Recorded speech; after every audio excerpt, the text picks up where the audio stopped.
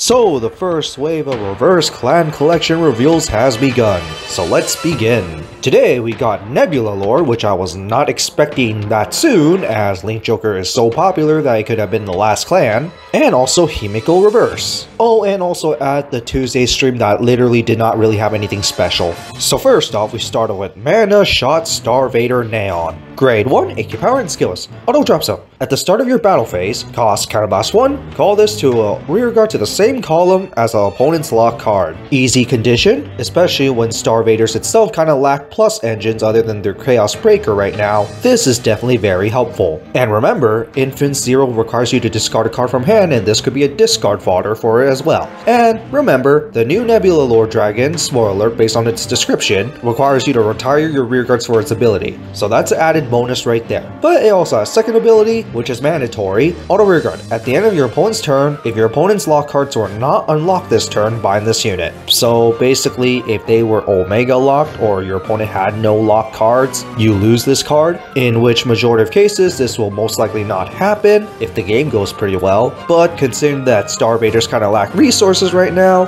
primarily the soul, you should be able to get this off with no problem and most likely not even bind it. Just be careful with the counterblast because that does add up. And then we go to Unrivaled Star Vader Radon. Grade 2, take your power and skills. Auto Drop Zone. At the start of your battle phase, cost Soul Blast 1, call this to a rearguard at the same column with a Star Vader card. The cost becomes free if you have one or less cards in Soul. I mean, you might just say it has no cost, but in some cases it makes sense depending on the deck and depends on some scenarios, so I get why, but whatever. A +1 engine is a +1 engine, and with Neon can call itself from the drop zone, and then Radon can call itself in the same column as Neon, that's a pretty decent pair. And also to mitigate any minuses that you're going to be making with this deck, because Star Vaders and V is minusing quite a bit. Infinite Zero minuses, and even Colony Maker. But anyway, to the second skill, Auto Rearguard. When this card attacks into the end of the battle, when your opponent would call cards from their hand to the Guardian Circle, they must call 2 or more at the same time. And at the end of that battle, bind this unit. Effect is mandatory. So it could resurrect itself for free potentially, along with potentially a booster along with it, and it gets a Battle Door effect with no costs. Yeah, pretty good. Especially with the new Nebula Lord, you're going to be gaining power from it. And if it was Chaos Breaker, well, you got a lot of power from imaginary gifts.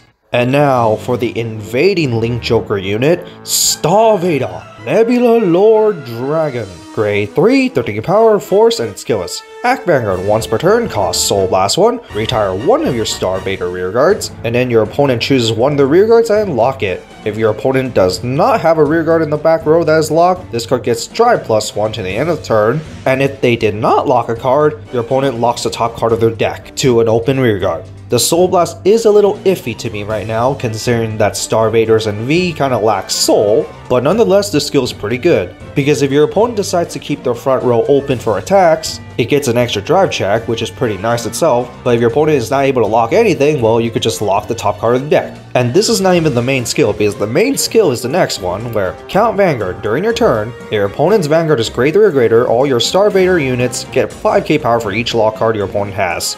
Yes, it does require some setup to get a mass power boost, and on average, you'll probably only have one with his own skill, and if you have the grade 2 that can lock the top card of your opponent's deck, that would be 2, but everything gains some extra power, that's pretty nice. And in many ways, it's basically telling you to run Infant Zero like the old Link Joker era, because Infant Zero is basically your setup card for your main plays for your main 2 boss units. Because this, with Infant Zero, that's 3 lock cards, which will give you a 15k power buff for all your units. And that's not adding any other factors like imaginary gifts or other adding lock cards from your other skills. So this is overall pretty nice, and this could be a pretty good finisher for Star Vaders. And now to the new stuff for Genesis. Our first card is Apple Witch Cider. Grade 1, AK Power and Skills. Auto Rearguard. At the end of battle that this unit boosts, you can Soul Charge 1 and then return this to your hand. Or Soul Charge 2. Very nice option there. You could either Soul Charge 2 or just Soul Charge 1 to bounce this back to your hand, which is a 10k shield. And you do want to bounce this back to your hand because of its second skill, where auto when placed on Guardian Circle, cost, put a card from your hand to Soul, and this card gets plus 5k shield for every 3 cards in Soul. Genesis Soul Charge a lot, especially now in V, so I'm pretty sure you're gonna be bouncing this back to your hand just for the possible massive shield. Next, a completely new boss unit, Sunlight Goddess Yatagarasu. Grade 3, 13k power, force, and skills. Auto Vanguard. When this card attacks, costs Counterblast 1, Soul Blast 3. Perform all the following abilities depending on the total grades for the Soul Blast of this cost. 5 or more, all your front row units gets plus 10k power in a turn. 7 or more, choose 2 rear guards and stand them. 9 or more, draw 2 cards. Well, I guess people are gonna tech Valkyrian just for the grade count, but this is overall not too bad. And it also has a second skill where Auto Vanguard. When your unit is placed on Guardian Circle, costs Soul Blast 3, that unit gets plus 10k shielded at the end of that battle. Not sure if you will use this defensive skill too often considering that Soul Blast 3 for each one, but it does help. But I do see the more likely scenario is to save it up for more powerful skills. Finally, Demise Queen Himiko Reverse. Grade 3, 13 power, force, and skills. Auto, and at the end of your turn, if your Vanguard is Himiko, and you activate your trigger effects at least 2 times this turn, costs, put 1 or more rear guards to your soul, write this card as rest. Yes, there is a purpose of writing this at the end phase, and it's mainly because of the second skill. And you could also avoid field control with this, because you could just put all your rear guards in soul, and they could be your resources instead, and it will also be for the second skill.